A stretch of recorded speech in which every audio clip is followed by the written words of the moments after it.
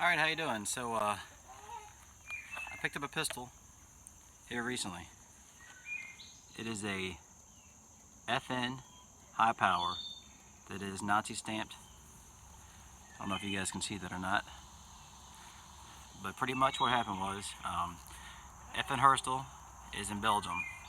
When the Nazis rolled through and took control over Belgium, they also took control over the Fabrique Nationale firearms manufacturing plant.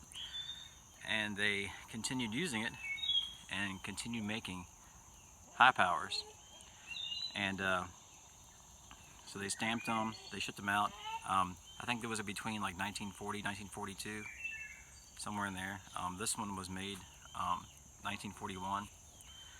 This one has a unique stamp on it, but one thing that is really unique about this is it's got a tangent sight that goes out to 500 meters. Some of these are slotted for a little stock, so you can kind of hold it like this, like you see on Glocks these days. So there's really no new ideas, just stuff keeps coming around, I guess, in new forms. But 500 meters is pretty optimistic, but I guess if you had to shoot at a group of people, you could probably smack a couple of them. Alright, so what I did, I went and got a new recoil spring for this, because if you shoot a gun like this with an old recoil spring, you're going to beat the gun up. So I kept the old spring. I'm going to put it back in when I'm done. I'm going to shoot this. I'm going to see what happens. And I bought this from an older gentleman at an auction. So I'm not sure if it works, but we're going to find out.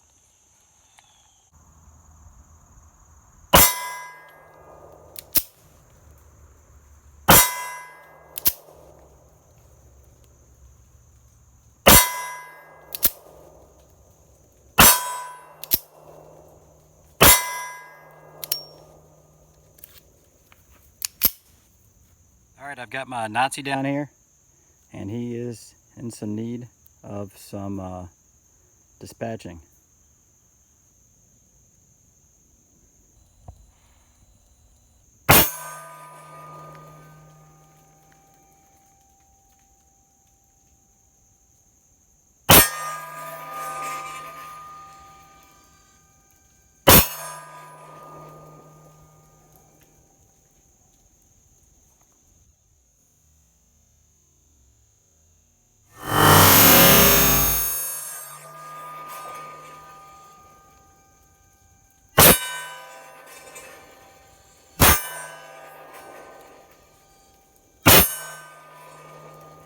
Alright, I locked back on the Alright, so I just learned something new about this high power.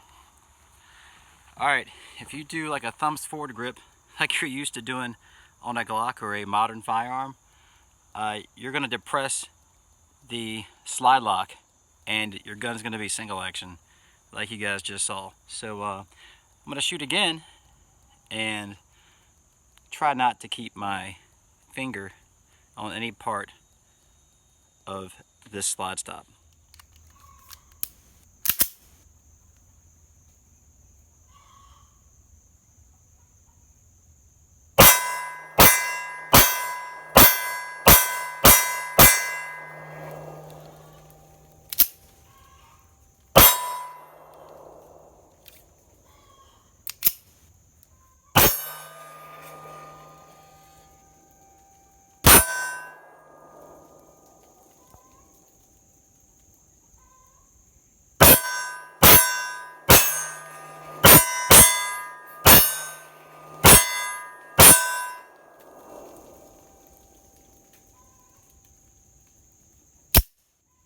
Oh look, a Nazi.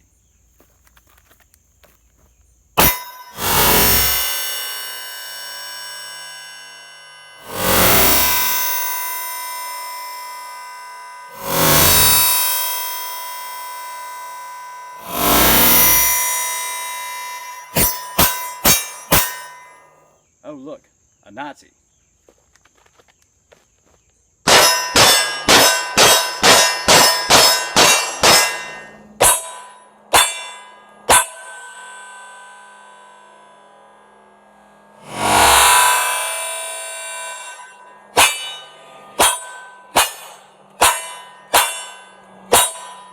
Check out this magazine.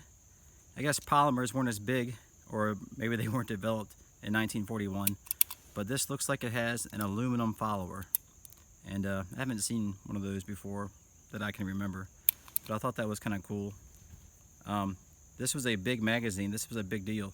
They designed the high power around this magazine. I believe it was the first double-stacked magazine, or at least the first double-stacked magazine to be used in the production of a weapon that was carried in war.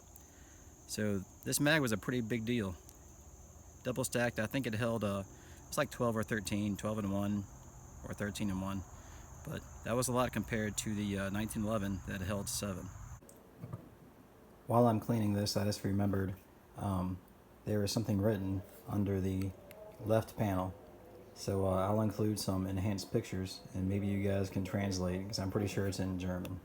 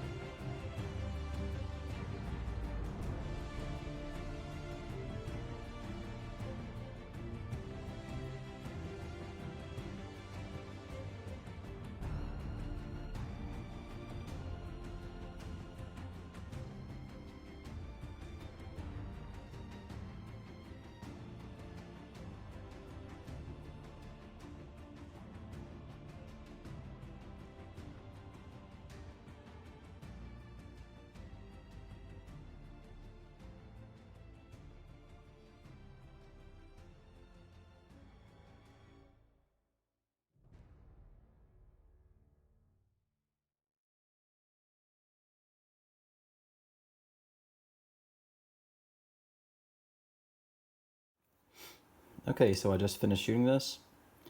This is a Nazi stamped high power from Belgium.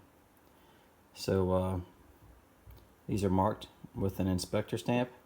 This one is Whiskey Alpha Alpha 103, and it has the Nazi stamps on most of the main parts of the gun. This gun also has a magazine safety, so it will not fire without a magazine. Alright, what else about this? It's got these tangent sights. They go out to 500 meters. And some of these pistols were made with a slotted back, so you could put a stock in it. Those are worth a little more money. When shooting this, I also noticed that the old magazine, a lot of times it would not feed that last round. And that's normal. It's just an old worn out magazine spring. Alright, so this thing worked pretty well, and it was nice to shoot. The front sight, it's kind of like a little tip, like a V. The rear sight also has a V, so it's almost like an old BB gun sight. It was pretty nice to shoot. Nice to have a piece of history in my hands briefly. And I guess I might as well do this. Alright, to disassemble this, you want to lock the gun to the rear, pop this little pin out. Now what you don't want to do is rotate that up, make a little dummy mark on your slide. But this has a little indentation. Not all of these maintain that little dimple. Push the pin out.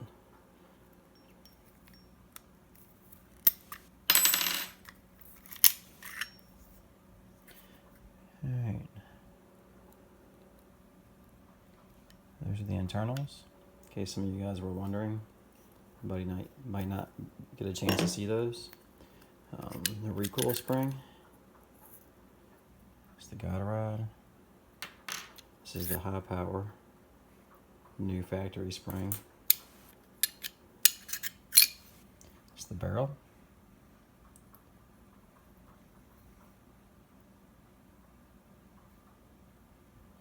This one actually had a pretty nice looking barrel.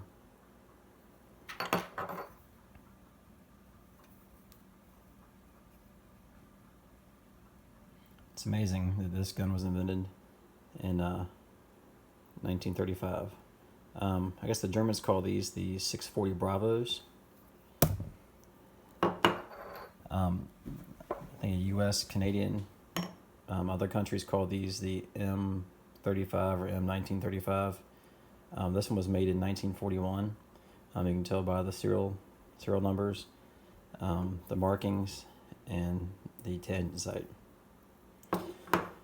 Alright, so I'm going to clean this gun, put the original spring back in it, and I'll be selling this gun. So this was a one-time chance that I took, and I enjoyed shooting it, and it was nice briefly owning a piece of history. Have a good one.